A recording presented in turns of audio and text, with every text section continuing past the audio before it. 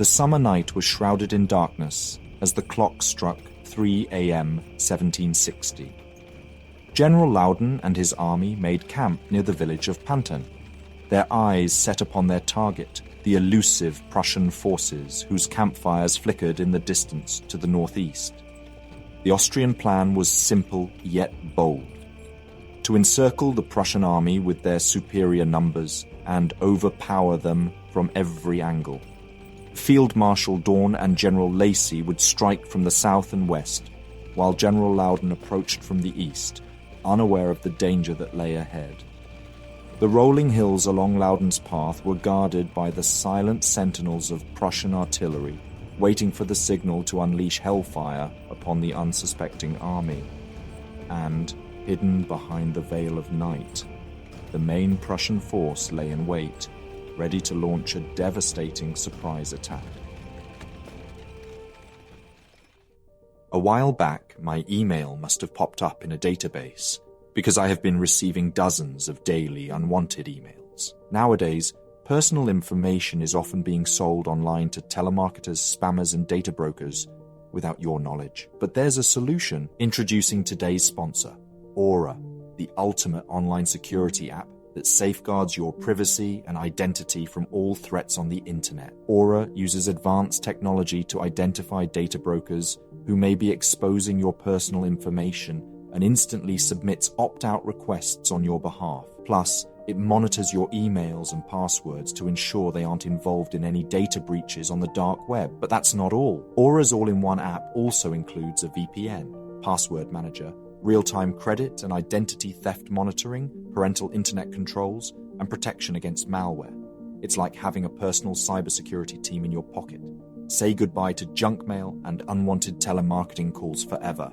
Aura will even opt you out of those pesky lists. Try Aura today for free with our 2-week trial period. Click the link in the description or scan the QR code to discover how many data brokers are sharing your information.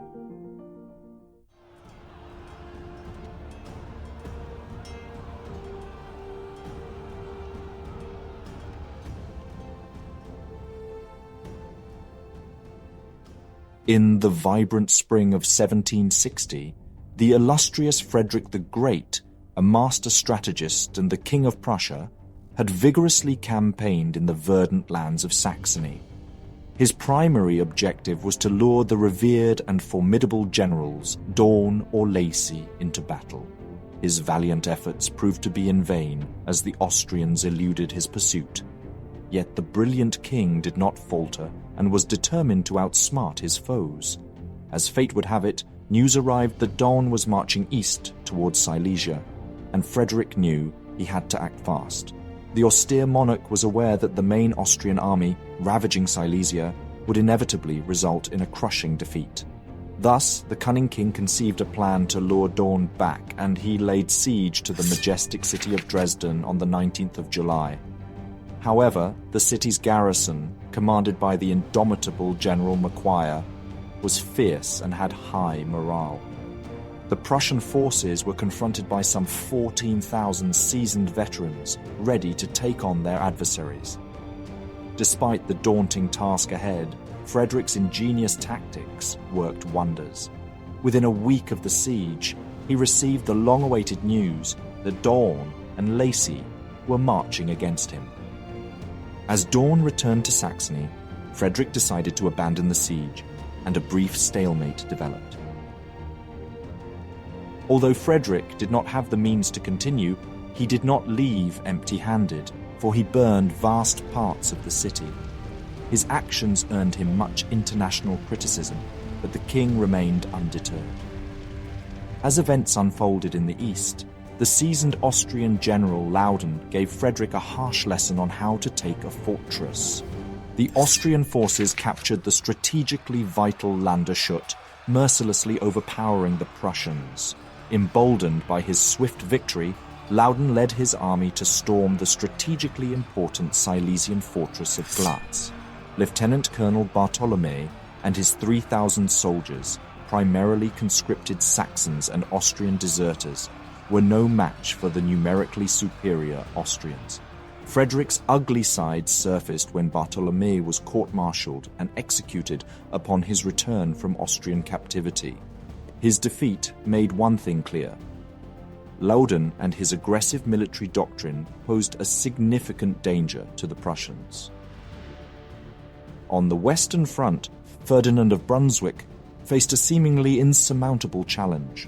A 150,000-strong French invasion threatened to crush his forces. Despite Ferdinand's valiant efforts, the French army vastly outnumbered the Allied army and pushed them back into Hanover.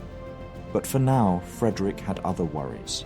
In the east, a Russian army under General Chernyshev marched across the Oder, their sights set on linking up with Daun's forces in Silesia.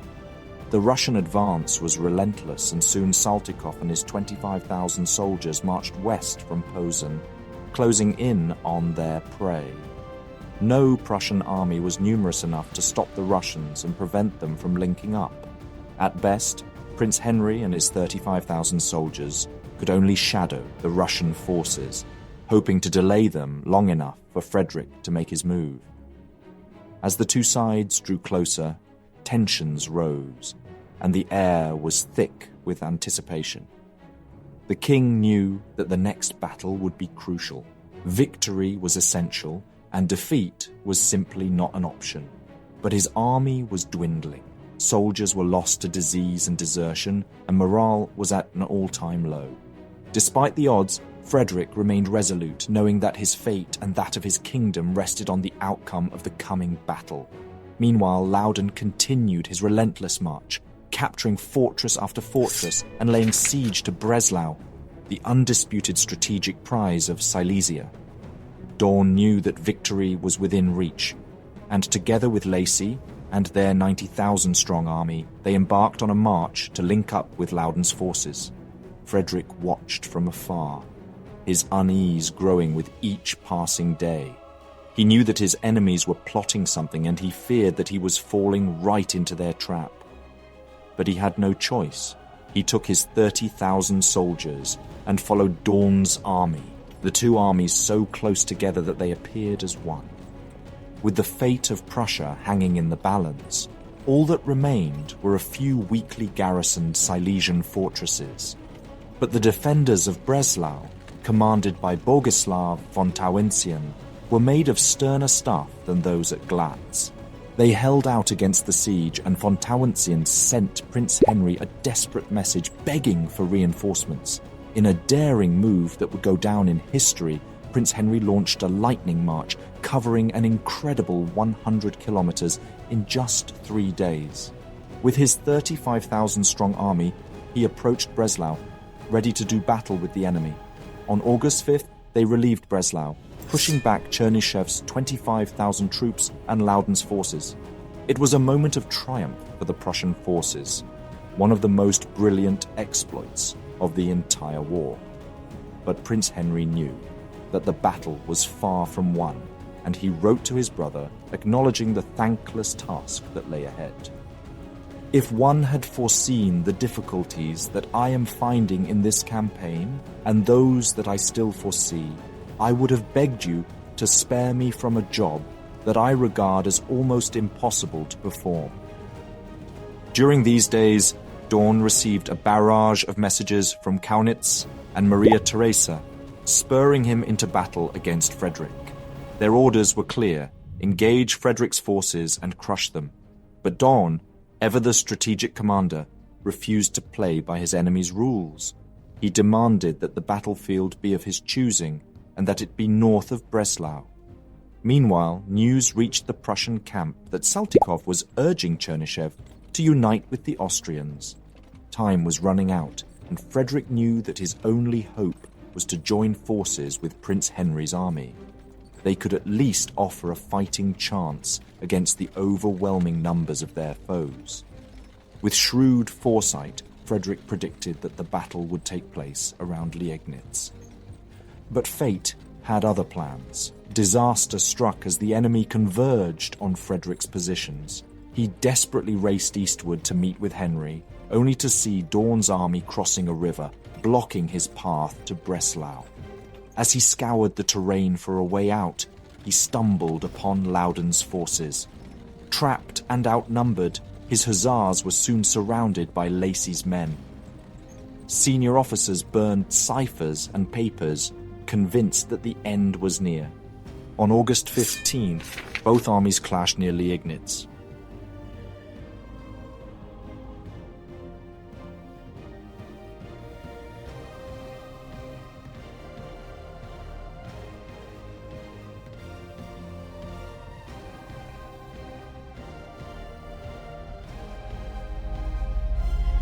Daun's mighty army amassed an overwhelming force, with numbers reaching between 90,000 to 120,000 soldiers, a staggering 3 times the size of the Prussian army.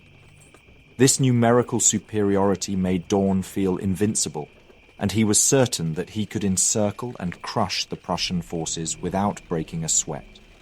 Daun's strategists, Lacy and Laudon, would converge from the west and the east respectively, with the plan to attack Liegnitz from all sides. As the sun began to rise on August 15th, Daun, with an army of 80,000 soldiers, marched forward from the south, while Laudon, with 24,000 soldiers, formed the anvil for Daun's hammer. Together, they would create an unstoppable force to destroy the Prussian army once and for all. The plan was to launch a full-scale attack at dawn and watch as the Prussians crumbled under their combined might. Frederick knew he was outmatched and outnumbered, and that his enemies desired nothing more than to encircle and crush his army. It was an obvious strategy. He would have done the same. But he was determined to outfox the Austrians, to use his wits to survive against all odds. He had to think and act fast, or his army would fall. During the night, Frederick made a bold decision. He moved his entire encamped army to the strategic high ground of the Pfaffendorf Heights to the north, where he could see the enemy coming from a distance. He ordered his men to keep their campfires burning to mask their movements, and he prayed that this would be enough to keep the enemy at bay. But to his east, the Austrians were closer than he had anticipated. As the dawn approached, Laudon's vanguard was moving in, unknowingly marching right into the Prussian trap. Laudon's objective was to seize the Pfaffendorf Heights as a solid base for launching a full-scale attack the following day, but he was too late. The Prussians had already taken their positions. In the dead of night, at 2 a.m., a group of hussars engaged in a fierce skirmish with Laudon's vanguard. They quickly realized the gravity of the situation and rushed to inform their king. Without wasting any time, Frederick immediately began to organize his army, aware that they were about to face their greatest challenge yet. Within an hour, the Prussian army was deployed, with Zieten taking command of 2/3 of the forces, facing southwest and keeping an eagle eye on Daun's movements. Meanwhile, the rest of the army, around 14,000 strong and under Frederick's command, faced east, ready to face the enemy head-on.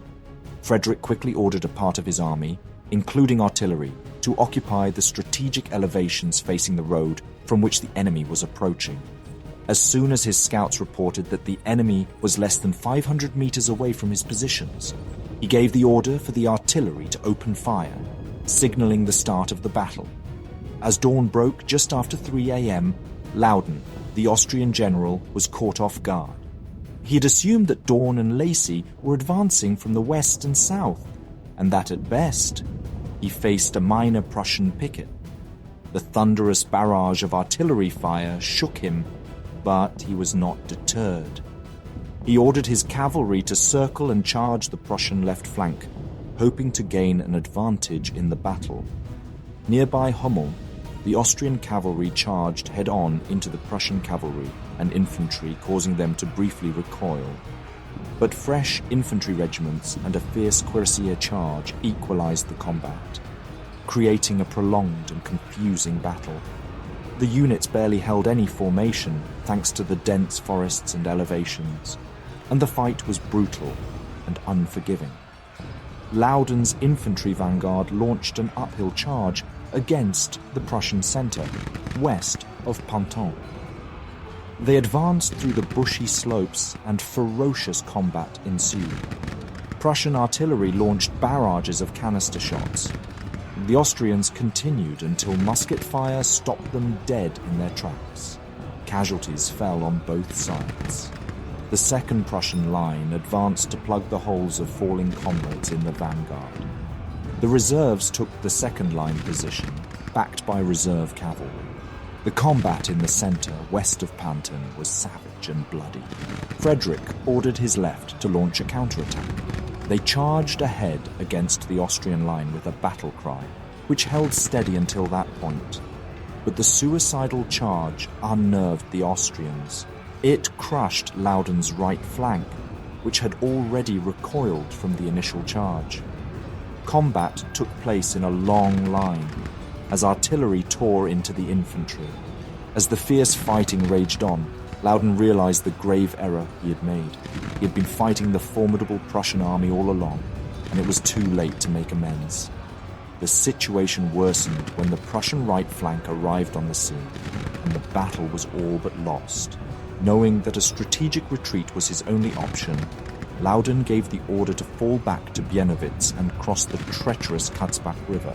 Despite being far away, Lacy and Daun soon realized that Laudon was in grave danger and that time was running out. In a daring move, Laudon's cavalry launched 2 charges to cover the retreat of his army. These brave soldiers inflicted severe damage on the Prussians, who were unable to launch a pursuit. In good order, Laudon's army withdrew across the Katzbach River and retreated from the field of battle. The routing of Laudon's corps resulted in Daun and Lacy being forced to hold back their main offensive. Daun, in fact, arrived on the field before Laudon withdrew. Yet, true to his cautious nature, he hesitated to immediately come to Laudon's aid, losing precious time that proved decisive in the Prussian victory. As the sun began to rise over the battlefield, the true extent of the carnage became clear. The casualties were staggering, and the ground was littered with the bodies of brave soldiers who had fought with valor and determination. In the end, Laudon had lost between 8,000 and 10,000 soldiers, with 2,000 dead and 5,000 taken prisoner. Among the prisoners were 2 generals, 80 officers, and 83 artillery pieces. The Prussians too had suffered greatly, with 775 dead, 2,500 wounded, and a few missing or captured, totaling nearly 3,400 casualties.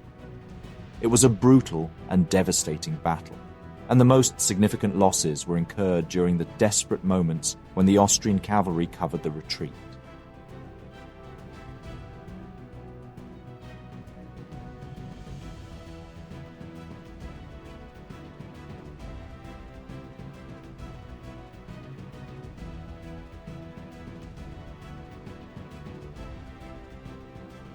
Tim Blanning's discernment of the weight of triumph at Liegnitz is truly on point. The Battle of Liegnitz was a decisive moment in the 7 Years' War. It shattered the pattern of military defeats that had beset the Prussian army since the Battle of Hochkirch, which had taken place 2 years prior. Although Frederick himself did not boast of his personal heroism, those who bore witness to the battle recounted his valor in the face of danger. His horse was shot, his coat was riddled with musket balls, and his personal attendants fell mortally wounded. The routing of Laudon's corps resulted in Daun and Lacy being forced to hold back their main offensive. Daun, in fact, arrived on the field before Laudon withdrew. Yet, true to his cautious nature, he hesitated to immediately come to Laudon's aid, losing precious time that proved decisive in the Prussian victory. The significance and ramifications of the Battle of Liegnitz cannot be overstated. The engagement was not particularly grandiose in itself, but as Tim Blanning observed, it was a battle that Frederick could not afford to lose. If the Austrian plan had come to fruition, Daun and Lacy would have crushed the Prussian army, surrounded as they were by 3 massive enemy forces. The casualty count would have likely exceeded that of Kunersdorf. Chernyshev's corps would have easily dealt with any surviving remnants of the Prussian army. But upon learning of the Prussian victory against Laudon, Chernyshev's corps chose to turn east and await further developments. The Austrians also withdrew, opting to lay siege to Schweidnitz, to the west of Breslau. The Battle of Liegnitz renewed the morale of the Prussian army. David Fraser's vivid analysis recounts how, in the lead-up to the battle, Frederick spent the entire night riding between regiments, encouraging his men and cracking jokes. To his soldiers, he was Alter Fritz, their own man, model, master, and mascot. His charisma was fully restored. The victory also restored the faith of his British allies, who had been doubting the wisdom of continuing to support the king after the unrelenting string of defeats. With their morale and confidence renewed, the Prussians marched on. For the campaign was far from over, and little did they suspect that one of the most brutal and intense battles of the entire war lay just ahead. Thank you very much for watching this video. Please leave a like, it really helps out the channel. If there is a topic, battle, or person you would like to know more about, let me know your thoughts in a comment. I would also like to thank all my patrons and channel members for their generous support. If you enjoy House of History and you want to support my work, consider joining me on Patreon. For just $1 per month, you will already gain early access to all my videos without any in-video advertisements. Don't forget to subscribe. See you next time.